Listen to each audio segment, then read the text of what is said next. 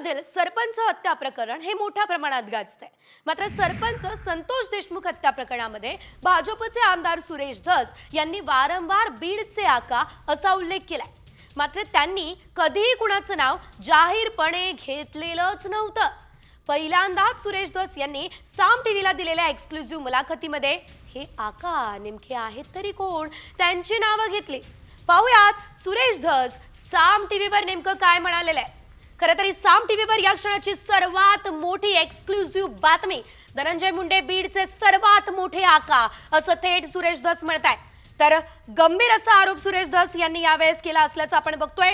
थेट धनंजय मुंडे यांचं नाव त्यांनी यावेळेस घेतलं असल्याचं पाहायला मिळतंय। एकंदरीत जर आपण बघितलं तर साम टीव्हीच्या मुलाखतीमध्ये सुरेश धस यांनी हा गंभीर आरोप केलेला आहे। यावेळेस सुरेश धस यांनी धनंजय मुंडे बीडचे मोठे आका असं विधान केलेलं आहे।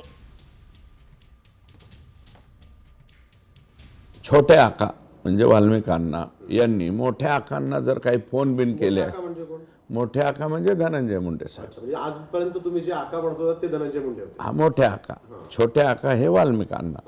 हे आकांनी जर मोठ्या आकाला फोन केला असेल आणि मोठ्या आकांनी जर आदेशित केलं असेल की असं करा किंवा तसं करा, ते आदेशित करतील असं मला वाटत नाही। पण समजा केलं असेल तर मग मोठे आका सुद्धा अडचणीत येऊ शकतात।